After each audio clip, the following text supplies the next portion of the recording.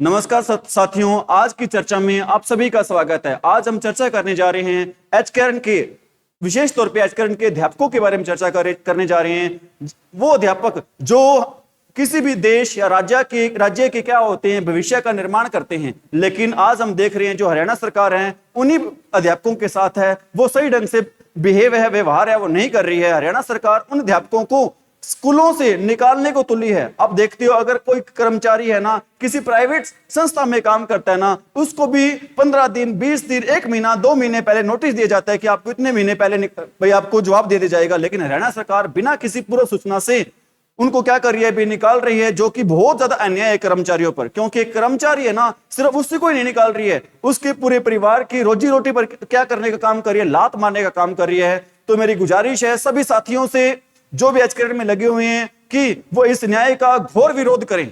ठीक है, बहुत ज्यादा विरोध करें। और कल जो सर्व कर्मचारी अध्यापक संघ है ना, वो भी एचकेआरएन के साथियों का पूरी सपोर्ट कर रहा है। कल वो सारे के सारे एचकेआरएन कर्मचारी सर्व कर्मचारी संघ की सहायता से डीसी ऑफिस में पहुंचेंगे। समय दिया गया 11 बजे। तो मेरी भी सबसे अपील है कि चाहे जिनको रिलीव किया गया है, चाहे जिनको रिलीव नहीं किया गया है, वो हर एक कर्मचारी, हर एक साथी है ना, वो ठीक 11 बजे से पहले 10:30 बजे ही पहुंच जाए, डीसी ऑफिस फतेहाबाद पहुंच जाए, ताकि हमारी जो मुहिम है, हमारा जो आंदोलन है, हमारी जो बातें हैं, वो सीएम साहब तक पहुंचे और हमारे जो अन्याय हो रहा है और हमें उस अन्याय से क्या मिले, न्याय मिले। आपको पता है, आपको याद है, हर बच्चे को याद है कि चुनाव से पहले सीएम साहब ने एक वादा किया था। ये वादा ये किया था कि एचकेआरएन के किसी भी कर्मचारी को ना निकाला नहीं जाएगा। अगर मेरा वादा है ना, पत्थर की लीक, सीएम साहब हर रैली में ये कहते थे कि मेरी बात है ना पत्थर पे लीक है कि किसी भी कर्मचारी को, एचकेआरएन के कर्मचारी को निकाला नहीं जाएगा। लेकिन आज सीएम साहब खुद उस बात से यू टर्न ले रहे हैं और एचकेआरएन के कर्मचारी को दिन पर दिन निकाल रहे हैं,